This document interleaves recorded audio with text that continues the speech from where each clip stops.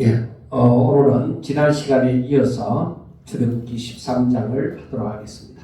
자, 13장 5절을 한번 보시기 바랍니다.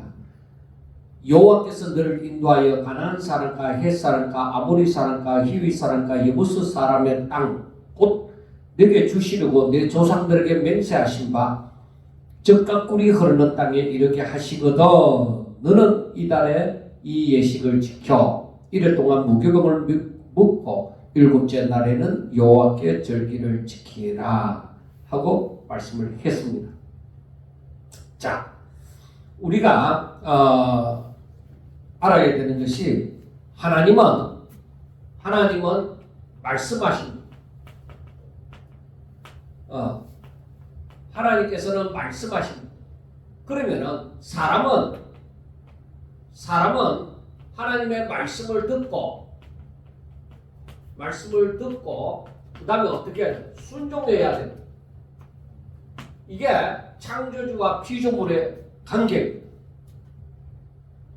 항상 이것을 우리가 성경을 보면서 이것을 깨달아야 돼요. 자, 하나님께서는 아브라함에게 약속을 하셨습니다. 야, 이 땅을 내게 너와 내 후손에게 주리라고 얘기합니다. 땅, 가나안을 주리라고 약속을 하셨습니다. 그런데 하나님께서는 그 아브라함의 후손들에게 말씀을 합니다. 너희들이 이 땅에 도착하게 되어지면 땅을 너희들이 기업으로 얻게 되어지면 너희들은 어떻게 하라? 너희들은 이 절기를 지키라. 그러면은 하나님께서는 왜 후손들에게 너희들이 그 땅에 도착하면 이 절기를 지키라고 했느냐?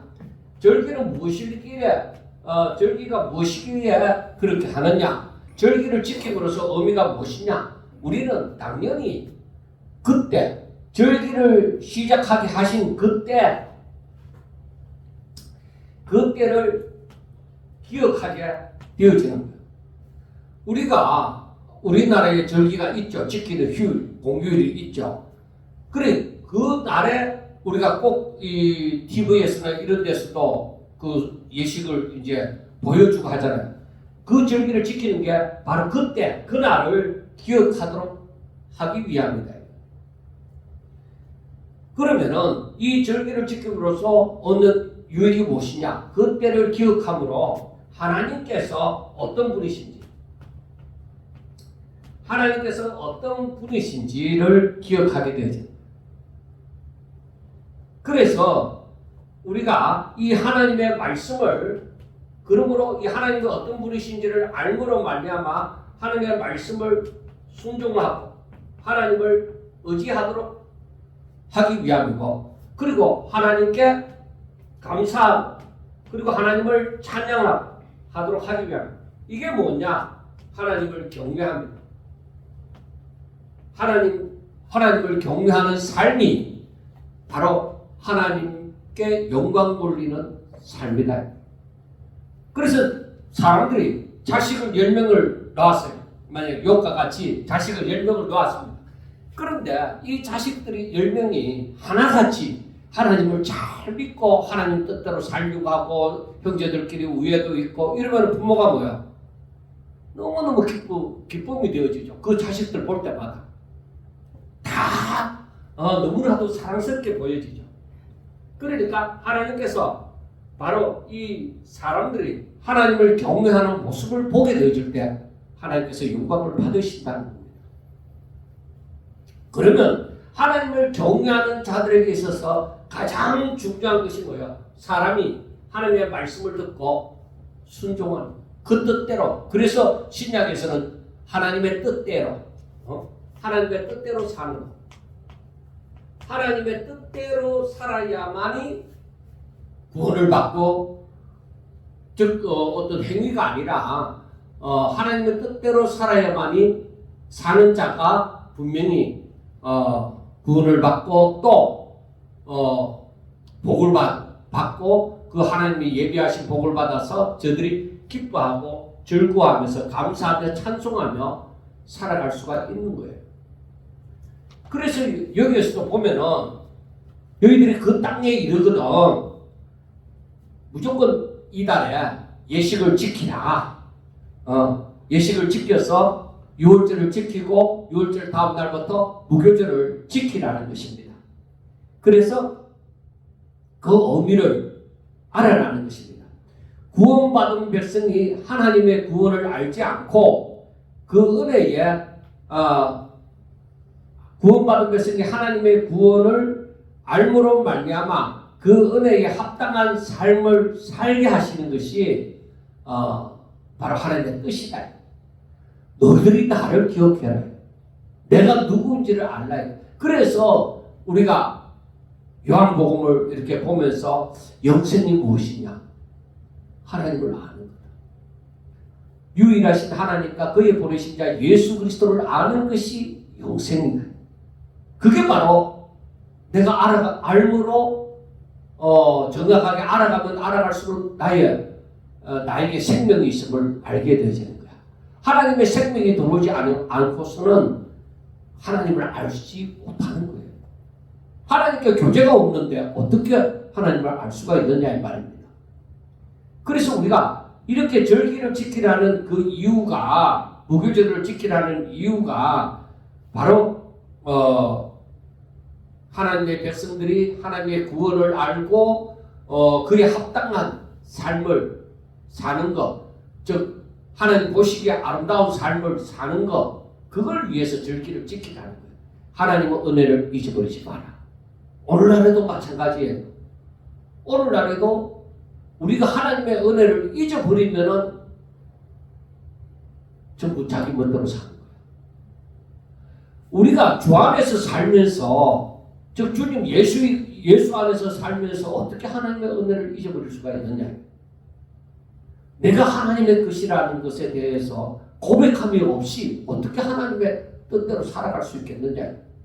내가 어떻게 하나님 뜻대로 살아갈 수 있겠느냐? 그래서 우리가 꼭 알아야 되는 것이 하나님의 은혜를 기억하는 자가 되셔야 된다.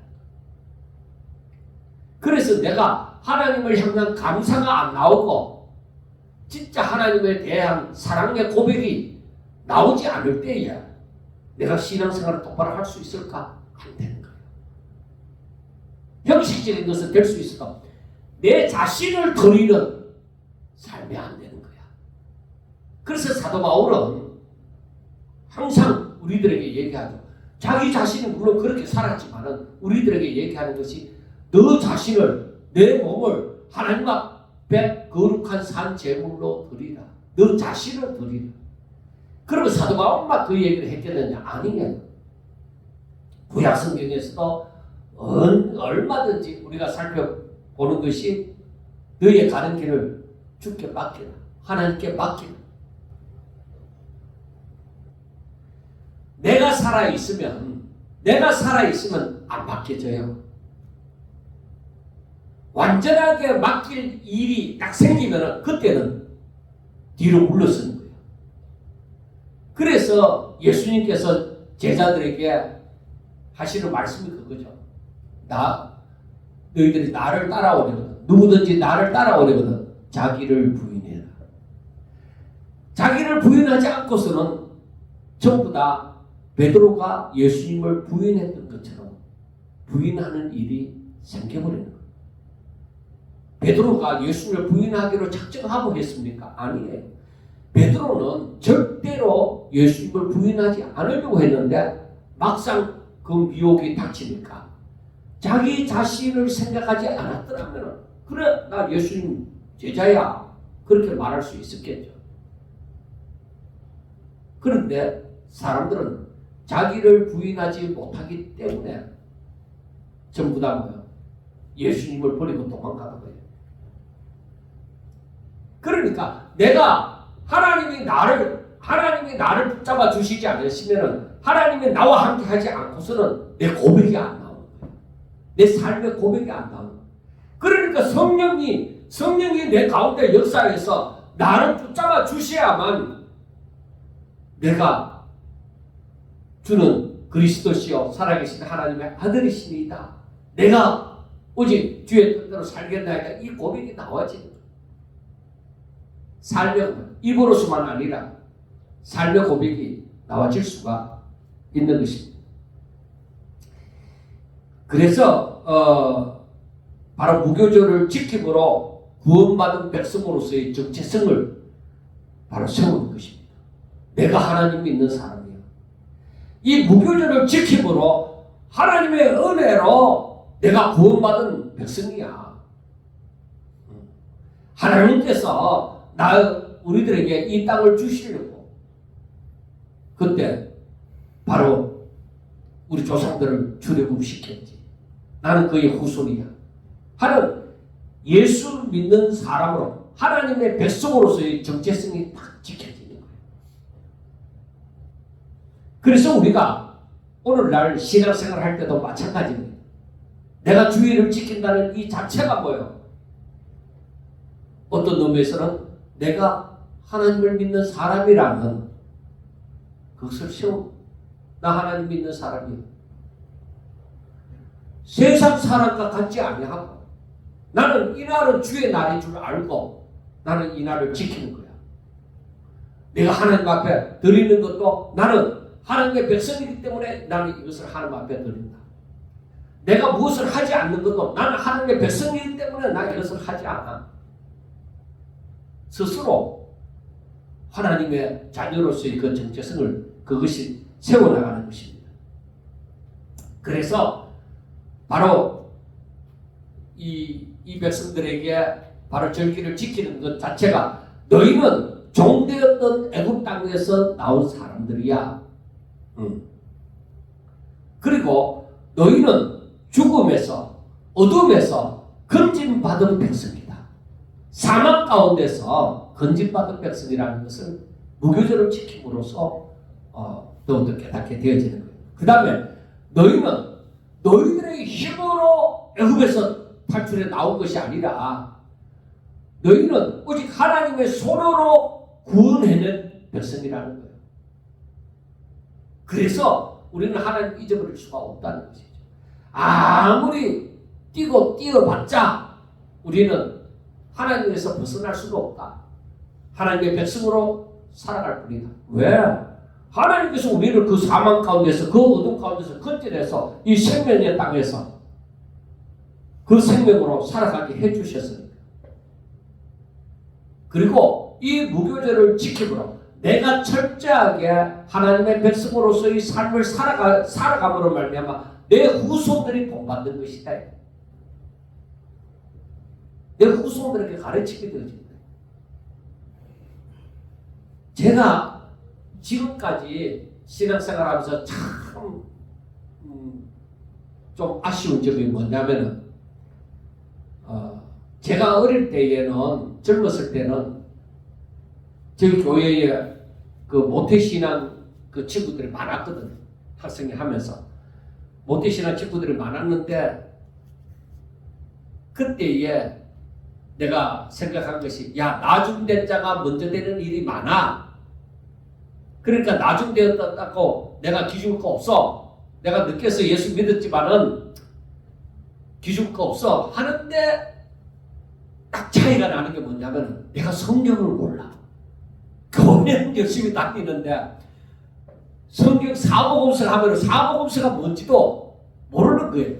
그래서 그 친구들이 사복음서가 뭔데? 뭐가 사복음서인데 하면은 마태, 마가, 누가, 요한 이렇게 가르쳐주면 요 차례대 순서대로 나오는 거네. 그래, 이런 식으로 알아가면은 다 알 수 있는 거지.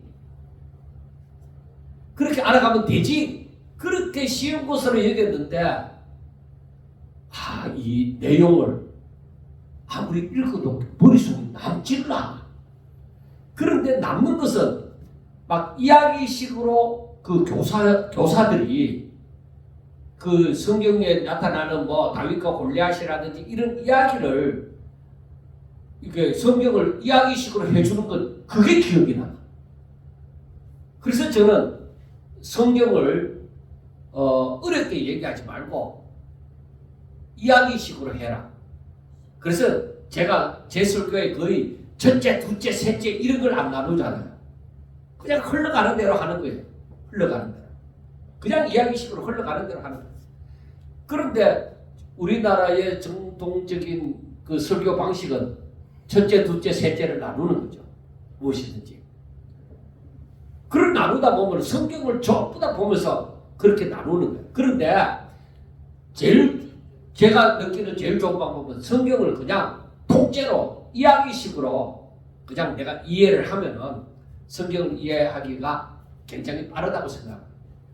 그 다음에 제가 이제 성경의 내용을 잘 모르는 게 이제 아쉬운 것도 있지만은 그 다음에 교회 생활을 어떻게 해야 되는지 절기를 뭐 때문에 지키는지 그런 것도 몰랐어요. 처음 믿는데 어떻게 알아요? 누가 가르쳐 주는 사람도 없고 뭐 기껏 알아봤자 성탄절 또 조금 더 나가면 부활절 이렇게밖에 모르는 거죠. 그 다음에 교회 안에 뭐 생활하고 뭐 하는 거는 전부 다 몰랐습니다. 그런데 목사가 친구들 가운데 목사가 되어진 사람 두 사람이에요. 한 사람은 우리 학생회 회장했던 친구가 이제 장로님 아들인데 통합적 교회 목사였습니다. 그리고 이제 제가 목사가 되어졌죠. 그런데 그리 살면서 아쉬운 게 뭐냐? 교회 생활을 모르고 이렇게 주일학교도 안 다녀보고 제대로 안 다녀보고 학생회는 좀 다녔지만 주일학교도 안 다녀보고 목사가 되다 보니까 그런 부분에 대해서 잘 모르고 제가 느낀 바가 별로 없고 그것이 참 아쉬워요. 내한테 그런 게 있었고 내 부모님이 신앙생활을 이렇게 하도록 이렇게 좀 철두철미하게 가르쳐 주신 분이었으면 내가 좀 더 빨리 방황하지 않았고 깨달았을 수 있지 않았겠느냐 하는 생각을 해봅니다. 그래서 부모가 잘 믿는 거 이게 너무너무 중요하구나. 내가 잘 믿고 내가 철저하게 믿음으로 지켜나갈 때 내 자식이 다 본다는 보고 늘 말하는 걸 듣는다는 거야. 그러니까 분명히 내가 보여줘야 되고 분명히 전해야 되는 거야. 자식한테. 그래서 저는 지금에서라도 자주 얘기를 해요. 나이 이미 많았지만 자식들이 그래도 내 살아온 길을 생각해 볼 때에 그때도 모른다 이거예요. 몰라. 그러니까 들려주는 거죠. 듣든지 안 듣든지 들려주고 신앙생활을 잘 하도록 어떻게 해야만 제대로 되는 신앙생활인지 제가 깨달은 바대로 가르쳐 주는 거죠. 그래서 여기에서 무교절을 지키는 것도 그 부모들이 이 절기를 지키고 그 의미를 알려주거든요. 왜 지키는데 어머니, 아버지 이 절기를 왜 지키는데 할 때에 이 절기에 대해서 알려주는 거예요. 그래서 신앙이 점점 흘러가도록 그렇게 하는 것이죠. 그래서 절기를 지키는 것은 너무나도 중요한 것입니다. 그리고 하나님의 은혜가 삶 전체에 영향력을 있음을 고백하게 하기 위해서 이 절기를 지키는 거예요. 하나님의 은혜가 아니었으면 지금 우리는 이렇게 살 수도 없어. 그 절기를 지키는 의미가 바로 이러한 하나님의 은혜를 자꾸 되새기고 하나님 앞에 살아가게 하고자 하는 것이죠. 그래서 이래 동안에 무교병을 묻고 그 다음에 유교병을 내게 보이지 아니하게 하며 너 땅에서 누룩을 내게 보이지 아니하게 하라. 그래 이것은 하나님께서 죄와 세상에서 나오라고 부르실 때에 절대로 미루면 안 돼요. 그래서 급하게 나오느라고 그 무교병을 먹게 되어졌던 것이죠. 그래서 우리는 항상 하나님의 부르심에 대해서 깨닫지 못했을 때는 기도하고 기다리는 수밖에 없지만은 알았을 때는 즉시로 뛰쳐나와야만 된다는 것이죠. 자, 그리고 이 말은 무교병을 먹고 유교병을 먹지 않는 것은 사람들이 신앙생활하면서 점점 더 자신에게서 죄를 멀리하게 되어지는 것. 내 삶에서 죄를 없이 하는 것. 그게 바로 내 목표다. 이렇게 생각하고 이 절기를 지키면서 그 유교병을 먹지 않는 것, 바로 그 의미를 되새기는 것이죠. 그 다음에 보면은 8절에 그러잖아요. 너는 그날에 너 아들에게 보여 이르기를 이 예식은 내가 애굽에서 나올 때 여호와께서 나를 위하여 행하신 일로 말미암음이라 하는 것입니다. 사람들은 망각의 동물이라고 하잖아요. 잊어버리는 거예요. 사람은 옛날 일을 다 기억하면 좋겠지만은 그 다 기억하고는 못 살아요.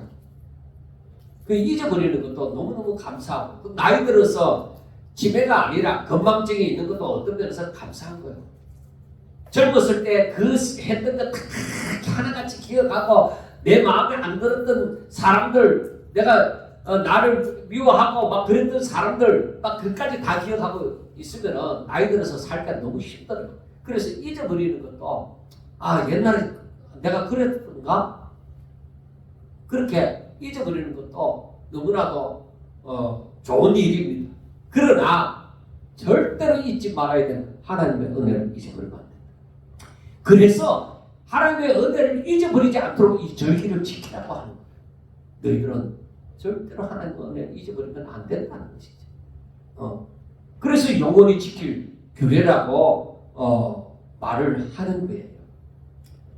그래서 사람들은 고난 중에는 어려움이 닥치면은 하나님의 이름을 부릅니다. 하나님 앞에 나옵니다. 그래서 하나님 앞에 하나님 한번 살려주세요 하고 부르짖습니다. 그러나 그 문제가 해결되든지 구원받고 나면은 이 은혜를 잊어버리기가 너무나도 쉽습니다. 애굽에서 마지막에 이제 출애굽 전 시점에 이르렀을 때는 이 애굽에서 도저히 생활하기 힘든다. 신앙 생활하기 힘든다가 아니라 살기가 힘든다. 그래서 저들은 하나님을 찾았죠. 하나님 앞에 부르짖었습니다. 그렇지만은 저들이 숨쉴 만한 입장이 되어지니까, 광야에 나오게 되어지니까 어떻게 되어져요? 하나님을 원망하고 불평하고 고기도 못 먹고 하면서 하나님의 은혜를 잊어버립니다. 그래서 바로 이 절기를 지키라고 하는 것입니다. 그래서 절기를 해마다 다가오잖아요. 그래서 반복해서 잊어버릴 만 하면은 절기를 또 지키게 되어지고, 그래서 과거에 부흥회가 1년에 전반기 후반기로 나누어서 1년에 2번씩 이렇게 부흥회를 했잖아요. 그 당시에. 왜? 그 정도 하지 않으면은 사람들이 열심을 안 낸다는 거죠. 그리고 신앙생활에 희미해지고 힘이 없어진다는 것이죠. 그러니까 그때는 하계 수련회, 동계 수련회 하고 전반기 후반기 집회를 많이 했던 것입니다. 그래서 우리는 이 하나님의 은혜를 기억하면서 내가 누구였는지, 내가 애굽에서 어떻게 생활했는데 이렇게 출애굽하게 되어졌는지를 기억하고, 그리고 누가 우리를 구원했는지 그걸 알아야 돼. 내가 하나님 아니었으면 나 이렇게 출애굽하는 일도 꿈도 꾸지도 못했어. 거기서 아무리 고생해도 거기에서 죽을 수밖에 없었지. 그런데 하나님께서 모세라는 사람을 들으셔서 우리를 이렇게 출애굽시켜 주었지. 그걸 알아요. 그리고 광야 생활할 때도 마찬가지예요. 하나님께서 우리를 불기둥과 구름기둥으로 인도하여 주시지 않았더라면, 만약에 그때 만나를 주시지 않았더라면 어떻게 되어졌겠느냐 이거. 그래서 이 은혜를 기억하는 것은 너무나도 중요합니다. 그래서 어떤 사람들이 이런 얘기를 해요. 신앙은 기억의 싸움이다. 내가 하나님의 은혜를 기억하면서 살아가느냐, 이걸 잊어버리면서 살아가느냐 하는 기억의 싸움이라고 또 얘기를 합니다. 그래서 하나님의 은혜를 기억하면 감사가 나오지만 하나님의 은혜가 내 머릿속에서 사라지는 순간에 원망과 불평이 나온다는 것을 알아야 됩니다. 그래서 우리는 살면서 왜 내가 짜증을 내고 왜 이렇게 불평불만으로 살아가지? 원망하면서 살아가지? 왜 다른 사람이 믿게 보이고 왜 그것 때문에 내가 집착을 하면서 살아가지? 그건 하나님의 은혜를 내가 잊어버리기 때문입니다. 물론 내가 하나님의 은혜를 기억해도 그 상황은 똑같습니다. 그렇지만 내가 하나님의 은혜를 기억하고 나면은 바로 이 모든 문제가 내게 원망과 불평이 아니라 오히려 용서와 사랑으로 바뀌어질 수가 있다는 것입니다. 그리고 내가 하나님의 은혜를 기억하게 되면은 내가 하나님의 말씀대로 순종하고자 하는 마음이 생기지만은 하나님의 은혜를 잊어버리면은 순종이 아니라 내 멋대로 내 욕심을 따라서 살게 되어지고, 야, 차라리 예수 안 믿을 때가 좋았다, 그런 생각을 하면서 옛날을 그리워하면서 살게 되죠. 그래서 우리 예수 믿는 사람들도 그렇잖아요. 야, 나 한때 그때 참 이렇게 세상에서 내가 잘 나갔지. 야, 그때가 즐거웠지, 좋았지. 그렇게 한동안에 예수 믿어도 그것이 생각이 날 때가 있습니다. 왜 그런가? 하나님의 은혜가 더 크지 않으니까 그게 좋아 보이는 거예요. 그래서 이 강야에 나온 이 이스라엘 사람들이 애굽을 그리워하는 것도 하나님의 은혜를 기억하지 않을 때에 애굽에서는 고기를 먹고 살았다, 그렇게 생각하는 거예요. 자기들 하고 싶은 거 다 하고 먹고 싶은 거 먹으면서 살았다, 그렇게 생각하는 거예요. 이게 문제죠. 그때 얼마나 힘들어서 하나님 앞에 부르짖었는데 그 은혜를 기억하지 못하니까 오히려 세상이 그리워지는 거죠. 자, 그래서 9절을 보면 이것으로 내 손에 기호와 내 미간에 표를 삼고 여호와의 율법이 내 입에 있게 하라 하는 것이잖아요. 그러니까 하나님의 말씀이 너에게 생명이 되어질 때, 말씀이 생명이 되어질 때에 바로 우리는 감사하면서 그 하나님의 은혜를 잊어버리지 아니하고 그렇게 순종의 삶을 살아가게 되어지죠. 그렇지만은 하나님의 말씀이, 하나님께서 내게 해주신 명령이 내게 생명이 되어지지 않을 때는 자꾸만 내 마음대로 살고 싶은 생각이 들어간단 말이에요. 이는 여호와께서 강하신 손으로 너를 애굽에서 인도하여 내셨음이니 해마다 절기가 되면은 이 규례를 지킬지니라 하고 얘기합니다. 하나님께서는 사람을 너무나도 잘 아시는 거예요. 잘 잊어버린다는 것을 잘 아는 거예요. 그리고 숨통이 트이면은 자기 멋대로 살려고 한다는 것을 아시는 거예요. 그렇기 때문에 하나님께서는 해마다 절기를 지키라, 그렇게 말씀을 하는 것입니다. 그런데 우리가 우리 삶 전체를 하나님께 속하여 거룩하게 살려고 할 때에 바로 성령님께서 도우시는 것입니다. 그때는 이 절기를 지키지 않는 가운데서도 얼마든지 하나님 뜻대로 살아갈 수 있는 거예요. 그러니까 그게 뭐냐면 내 자신을 하나님 앞에 드려서 하나님께 속한 것이 되어지면은 모든 삶이 안식 가운데 들어가게 되어지고 하나님의 평안 가운데 있게 되어지는 것이죠. 그래서 내 삶에 어떤 기쁨이나 즐거움만 있지 않더라도, 오히려 때로는 고난이 있더라도 오히려 주와 함께 걷는 삶을 살아갈 수가 있게 되어지는 것입니다. 그래서 하나님의 은혜를 기억하고 나의 삶 전체를 하나님께 속하여 거룩하게 살아가는 이 모습이 하나님이 보실 때 기뻐하는 모습이에요. 그러니까 내가 하나님 자녀답게 살아가는 그 모습, 하나님이 그거 보시고 싶어 하죠. 너는 나를 많이 닮았구나. 그래서 사도 바울도 얘기하죠.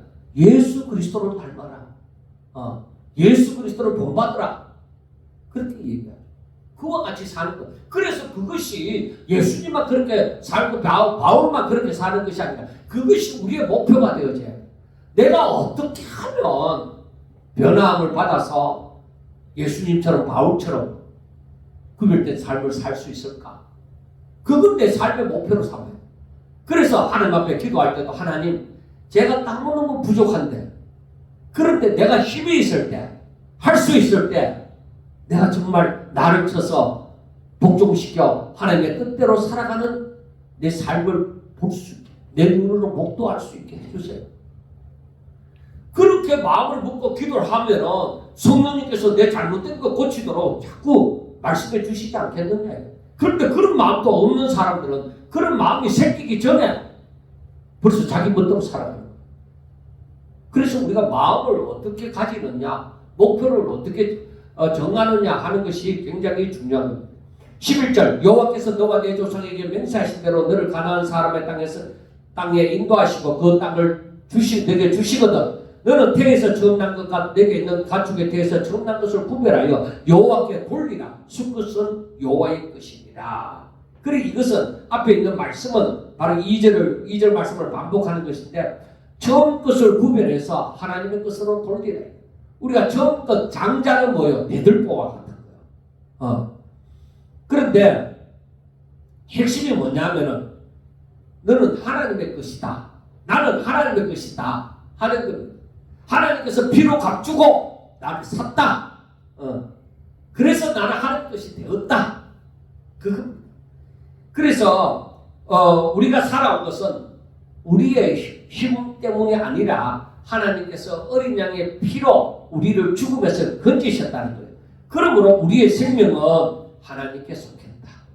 구원받았기 때문에 우리가 드리는 것이다. 첫 것을 드리는 것이다. 하나님 앞에 감사함.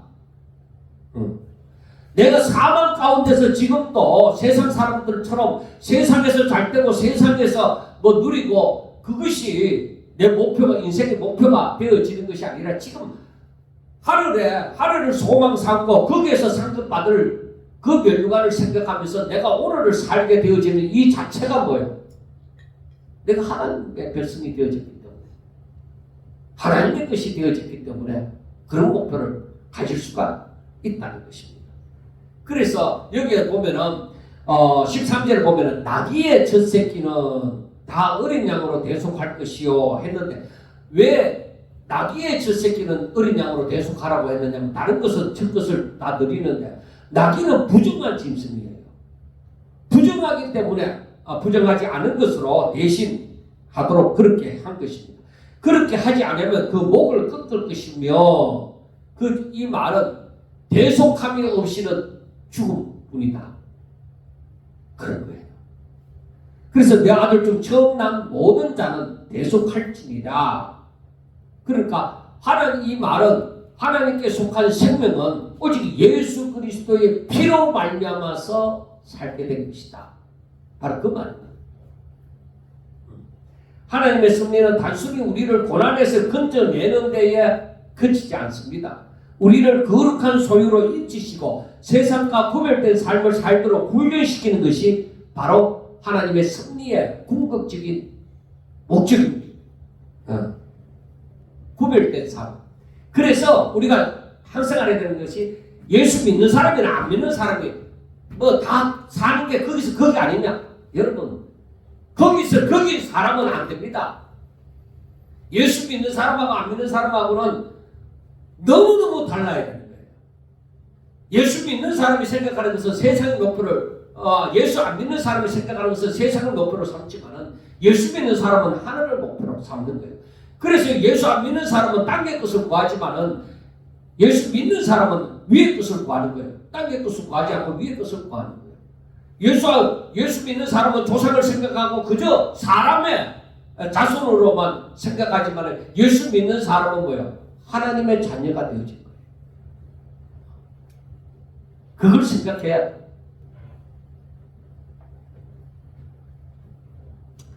그래서 우리가 이것을 보면서 예수 믿는 사람하고 안 믿는 사람은 삶 자체가 살아가는 자체가 목표 자체가 다르다. 예수 믿는 사람은 오직 하나님의 영광을 위하여 하나님 뜻대로 사는 삶을 추구하지만 그 길을 걷고자 하지만 예수 안 믿는 사람은 그게 하나님 나라의 목표가 아니고 땅의 목표가 되어지고 자기 영광 그게 목표가 되어지는 거예요. 그래서 우리 예수 믿는 사람은 구별된 삶을 살기 위하여서 힘쓰고 애써야 돼요. 그래서 우리가 항상 한 번씩 자신을 돌아봐야 되는 것이, 열심히 달려가도 돌아봐야 되는 것이, 내가 이렇게 열심히 사는데 나는 믿음으로 한 것이 무엇이 있을까? 믿음으로 한 것이 무엇이 있을까? 생각해 봐요.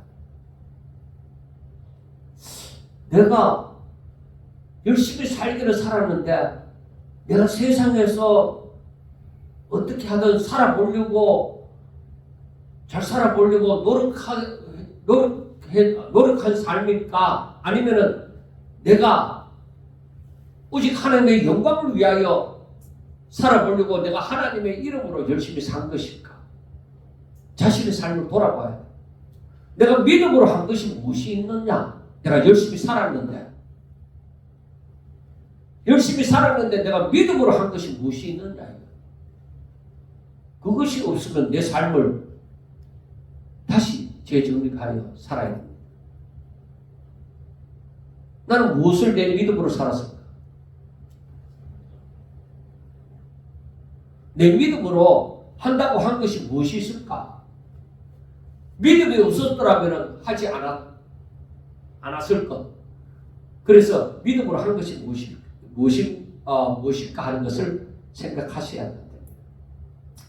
그게 있어야만 사람이 더 큰 일을, 하나님 앞에 더 큰 일을, 능력을 받아서 할 수 있는 겁니다. 14절, 9일에 내 아들이 내게 묻기를 이것이 어찌 됨이냐 하거든 너는 그에게 이르기를 여호와께서 그의 손에 건너므로 우리를 애굽에서 곧 종이 되었던 집에서 인도하여 내실세. 그때 바로가 완악하여 우리를 보내지 아니하며 여호와께서 애굽 나라 가운데 처음 난 모든 것은 사람의 장자로부터 가축의 처음 난 것까지 다 죽이셨으므로 태에서 처음 난 모든 수컷들은 내가 여호와께 제사를 드려서 내 아들 중에 모든 처음 난 자를 다 대속하리니 이것이 내 손의 기호와 미간의 표가 되리라.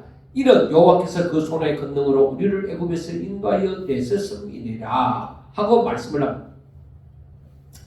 그래서 이 자손들에게 바로 뭐를 얘기했냐면 세상이 다 사망 가운데 들어갔다. 애굽 땅 온 전체가 가축들한테까지 다 사망이 임했는데, 그런데 하나님께서 우리를 구별하신다는 겁니다. 어린 양의 피로 바로 구별하신다는 겁니다. 그래서 우리는 이 의미를 생각해 보면서 세상 사람들이 전부 다 자기 마음대로 그렇게 살아갈 때에 나는 세상 뜻대로 살지 아니하고 내 뜻대로 살지 아니하고 오직 나는 하나님의 뜻대로 사는 것, 이게 구별된 삶이지 않느냐는 겁니다. 세상이 온통 다 죽음이 임하여도 하나님께서는 우리를 구별하여 주신 것처럼 온 세상이 다 세상 뜻대로 다 산다고 하더라도 우리는 하나님의 뜻대로 살아가는 것, 그 삶이 바로 자신이 그렇게 살고 자식에게도 그렇게 살 수 있도록 이걸 이어줘야만 된다는 것입니다. 그 다음에 17절, 바로가 백성을 보낸 후에 블레셋 사람의 땅의 길은 가까울지라도 하나님이 그들을 그 길로 인도하지 아니하셨으니 이는 하나님이 말씀하기를 이 백성이 전쟁을 하게 되면 마음을 돌이켜 애굽으로 돌아갈까 하셨습니다 하고 말씀을 했습니다. 그래서 하나님은 단지 이 가나안 땅으로 들어가는데 거기까지 가는 길에 있어서 블레셋 사람의 땅의 길로 가면은 가깝다는 거 하나님은 더 잘 아시고 계셔요. 그런데 그 길로 가지 않고 홍해를 거쳐서 홍해 광야길로 거쳐서 가게 하는 데는 하나님의 이유가 있다. 그런데 사람이 생각할 때는 뭐예요? 이게 안 맞잖아요. 그러니까 그들의 지도자가 된 모세와 아론을 향해서 얼마든지 원망할 수 있습니다. 왜 가까운 길 놔두고 이렇게 둘러 갑니까? 얼마든지 그런 원망을 할 수가 있습니다. 그런데 여기에서 성경이 말씀한 대로 뭐냐면 이 백성이 전쟁을 하게 되면 마음을 돌이켜 애굽으로 돌아갈까 하셨습니다. 하나님은 우리가 생각하지 않는 것조차 다 생각하시고 계산하시고 있습니다. 그래서 하나님이 하시는 일에는 내가 믿는 하나님은 실패도 없고 실수도 없고 잘못된 게 하나도 없다. 그러므로 설사 블레셋 사람의 땅의 길로 가는 것이 더 빠르다 할지라도 하나님께서 이 홍해 강약길로 인도하시는 데는 분명한 이유가 있을 것이다. 나는 전지전능하신 하나님을 믿는다. 그래서 나는 순종하려는다. 이게 되어져야 돼요. 그래서 제가 요즘에 들어서 더욱더 하나님은 전지전능하시고 하나님은 선하시고 하나님은 실패가 없으시고 하나님은 나를 사랑하시는 분이시다. 이걸 고백을 많이 하는 거예요. 왜? 하나님은 실수가 없으시고 하나님은 나를 사랑하시고 나를 위해서 독생자 예수 그리스도를 이 땅에 보내주시고 그리고 그분이 십자가에 못 박혀 죽으시고 나를 위하여 살아나시고 그리고 내가 하나님의 영광을 위하여 하나님의 기쁘신 뜻을 위하여서 하나님 뜻대로 살기를 원하시는 분이시다.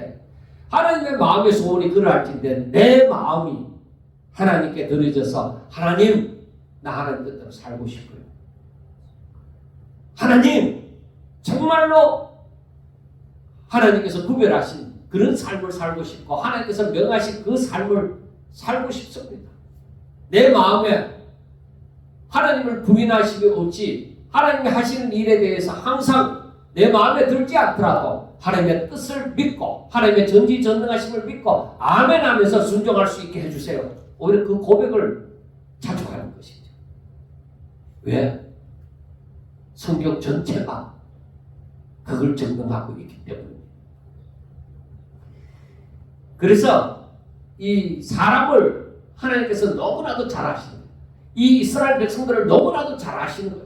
왜? 종살이를 400년 동안을 했잖아.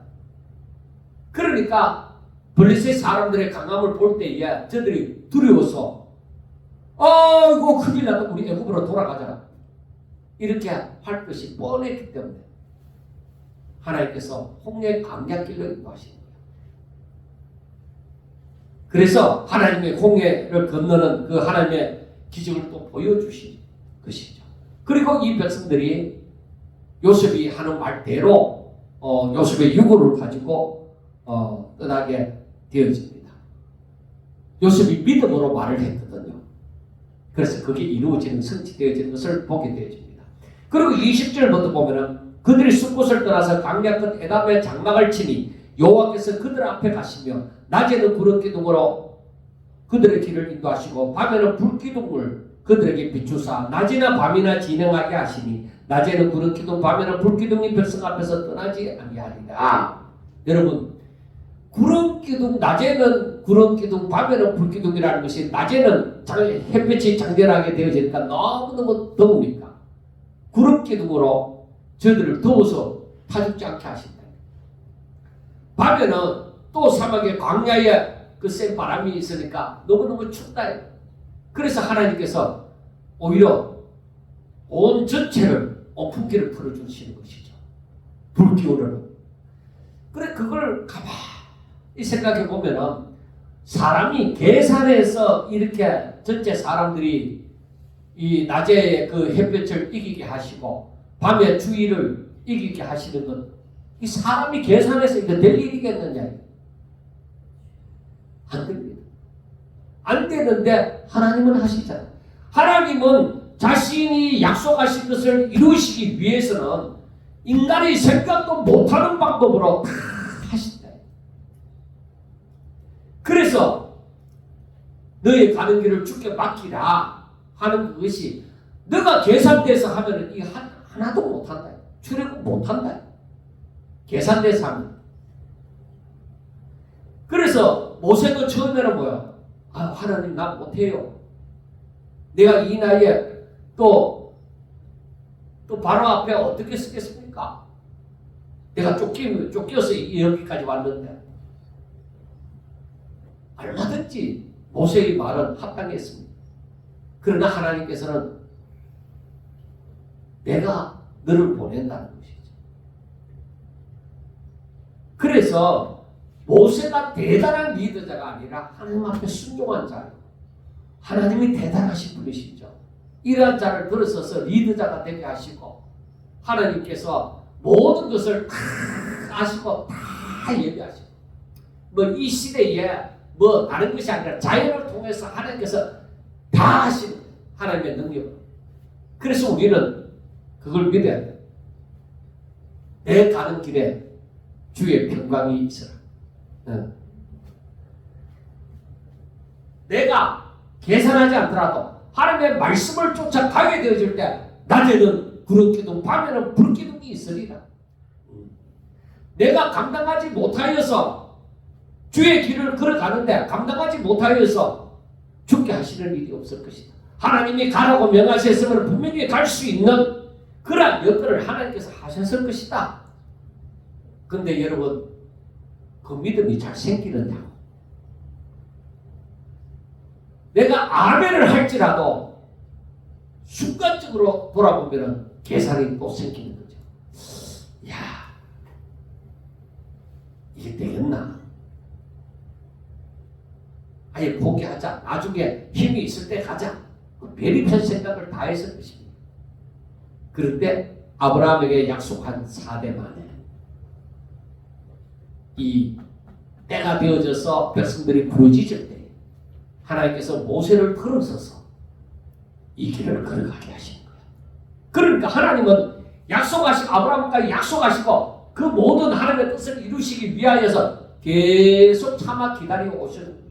그래서 만사의 때와 기한이 있다고 했는데 그 때가 되어져서 하나님이 이루시고자 하시는데 말씀을 들은 자들은 순복하기만 하면 되는 거예요. 앞으로 일어나는 세상의 모든 역사도 아무리 세계 3차 대전이 일어난다 하더라도 그것 가지고 염려할 일이 없습니다. 왜? 주께서 심판하러 오시지만은 구원하러 오십니다. 자기 백성들을 아버지 집으로 인도하시기 위하여 오신다는 거예요. 그래서 구원받을 자들은 다 구원을 받게 되어진다는 것입니다. 여러분, 우리는 연약하지만은 그 당시에 이스라엘은 연약하지만은 하나님은 신실하시고 하나님은 강하신 분이십니다. 우리는 우리 가는 어느 길로 가야 될지를 길을 몰랐지만은 우리의 길이 되신 하나님께서는 그 길을 잘 아시고 계신 것입니다. 그리고 우리는 세상의 미혹을 따라서 이렇게 계산을 따라서 자주 흔들리지만은 하나님은 절대로 우리 곁을 떠나지 아니하시고 우리를 끝까지 지켜 보호하시고 우리를 인도하신다는 것입니다. 그래서 우리는 알아야 됩니다. 나같이 연약한 것, 나같이 부족한 것 어떻게 살까? 여러분, 그것은 나를 부르신 하나님께서 이미 정해놓으신 거예요. 나를 부르신 하나님께서 어떻게 내가 연약한 거 다 아시고 나의 가는 길을 인도하시리라 이겁니다. 그래서 하나님께서 내게 명하실 때에 내가 아멘하면서 하나님 나는 부족하지만 우리 하나님은 강하시니까 하나님의 뜻이 이루어지게 하소서. 그렇게 기도해야 됩니다. 계산해보니까 절대로 안 되는데 계산해보니까 죽어도 안 되는데 그런데 어떻게 살지? 여러분 어떻게 살지가 아니라 나는 어떻게 살지 모르는데 하나님께서는 어떻게 살아야 하는가를 다 아시고 계시니 하나님께서 이 길을 인도하시니 내게 맡긴 것이 아니라 네 알아서 살아라 이렇게 내게 맡기신 것이 아니라 하나님께서 내 곁을 떠나지 아니하시고 불기둥과 구름기둥으로 하늘의 만나로 반석에서 샘수로 우리 하나님께서 우리를 인도하여 주실 것을 믿고 끝까지 믿음으로 살아갈 때에 날마다 하나님이 역사를 우리 눈으로 목도하며 하나님 앞에 감사하고 예수 그리스도를 전가하는 하나님을 찬양하는 그 안에서 기뻐하고 즐거워하는 저와 여러분들이 될 수 있기를 주의 이름으로 축원합니다. 기도드리겠습니다. 하나님 아버지 이스라엘 백성들처럼 너무나도 연약하고 부족합니다. 모든 준비가 되어져 있지 않는 것 같습니다. 그러나 하나님께서는 전지전능하시고 강하시고 모든 길을 아시고 우리의 연약함도 너무나도 잘 아시니까, 그리고 하나님께서는 우리에게 뜻을 두시고 이 길을 걷게 하시었으니 하나님 우리들에게 다가오는 앞으로의 모든 삶에서 하나님께서 불기둥과 구름기둥으로 인도하여 주옵소서. 하늘의 만나로 인도하여 주시옵소서. 반석에서 색수가 터질같이 우리의 문제가 그때마다 해결되어지는 역사가 일어나게 하여 주시옵소서. 예수님 이름으로 감사하며 기도드리옵나이다. 아멘.